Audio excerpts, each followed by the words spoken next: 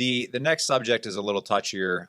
Unfortunately, it is a situation that arises for a lot of landlords. A landlord has a tenant who passes away in the rental unit. I know that there's a plethora of different ways this might happen. It could be, a natural causes of suicide, but it's something that the landlord is going to have to deal with. Regardless of the situation, if this happens to a landlord and they find themselves in this situation, what documentation, what steps does a landlord need to take, first of all, to get started in this unfortunate situation? Right. This isn't something that landlords want to ever face. And I think that it's really important for landlords to know their rights generally and their responsibilities in the event that they are faced with a situation like this. The first thing a landlord needs to do is get written notice of the tenant's death. They need to have that document in hand before they take any next steps. And that takes us back to the lease and to what landlords can do at the very beginning of that relationship with their tenant to have what they need in case of something like this. And having, the contact information on the lease, ideally be able to contact the tenant's family or the executor of their estate to get this notice, to get written notice would be the best scenario. Okay. If in the situation, perhaps the landlord doesn't have that information, or they do reach out to that person that's the contact, and that person just isn't really helpful in this situation, do you have any advice on what next steps would be for the landlord? This can be a really difficult situation for landlords. If they can't find next of kin or an executor to get this information from, they're going to need to go to court and get a court order. They're going to need to go and get the landlord will need to do a lot more legwork and go obtain these documents themselves and then get a court order to take next steps. Generally speaking, I know there's a lot of different situations and different ways that this could play out, but what would you say, what happens with the lease in this particular situation if the tenant dies in the rental? So this is a good question. I think that it's reasonable, and landlords might assume that, to believe that the lease expires when the tenant dies. And that's actually not how it works. The tenant, it first of all depends on what kind of lease you have. And if you have a month-to-month lease, then the date of death serves as a 30-day notice. If you have a long-term lease, then things get more complicated, and the landlord will need to work with the executor of the estate to figure out what to do with that long-term lease.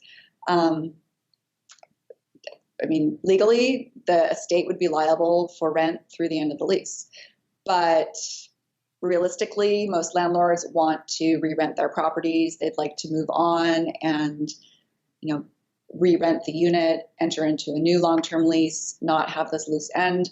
So a lot of times landlords will work with the executor. They might choose to treat the situation like a broken lease, where as soon as they re-rent the unit, then the executor or the estate is no longer liable. Okay. In the unfortunate situation that there's a lot of damage in that rental unit, who is responsible for that? Obviously, the tenant is no longer there. What would you suggest in that situation? If the damage, hopefully you can cover whatever damage by the damage deposit. It's really important for landlords to know that they need to return the state of the unit to a habitable, to a certain standard. And if there is a lot of damage and if the damage exceeds the damage deposit, they can file a creditor's claim against the estate.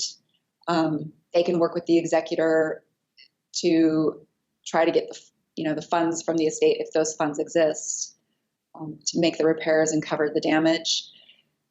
If there's a situation that's really extreme where there's been, perhaps a homicide or suicide and there's a lot of damage that this is not normal like repaint and freshen things up type repair. This is extensive damage where you really need to bring in a professional restoration company, restore the unit, make sure everything is done carefully. Don't cut corners because you could be exposing yourself to a lawsuit down the road if you don't bring things back up to the standard that they need to be delivered.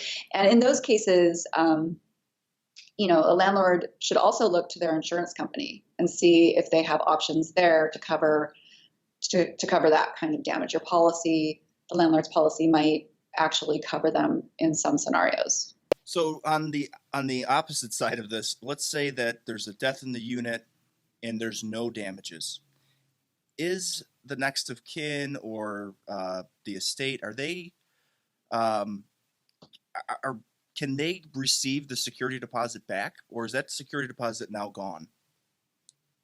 It would go back to the estate, assuming there's no damage. So, this goes back into the tenant's estate. Okay. Yeah, that's a pretty common question that we get. And really? Yeah. And you know what? I wasn't exactly sure how to answer that on several occasions where I was like, that's a great question. I don't know. So in that case, it goes back to the estate if there's anything that could be returned. Mm-hmm. Okay. Now, and that's also assuming that, like you had mentioned before, maybe it's a month to month. That lease could have ended on that date of death, but if it's a long term, maybe some of that deposit, depending on their state, could be used towards the lost rent potentially. In the long term, you're saying where the estate doesn't have the funds to pay the remainder of the lease. Yeah. Then yes, I mean a deposit would cover that scenario. Okay.